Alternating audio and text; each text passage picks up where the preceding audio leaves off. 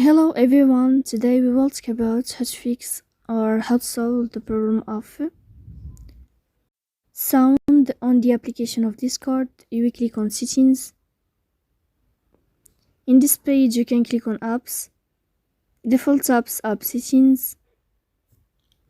On above you can search about Discord and you will enter here. Then you can click on first stop and you can click OK. After that you'll enter to the window of storage. Then you can click clear cache. Don't click clear data because that can cause the error that can delete your account.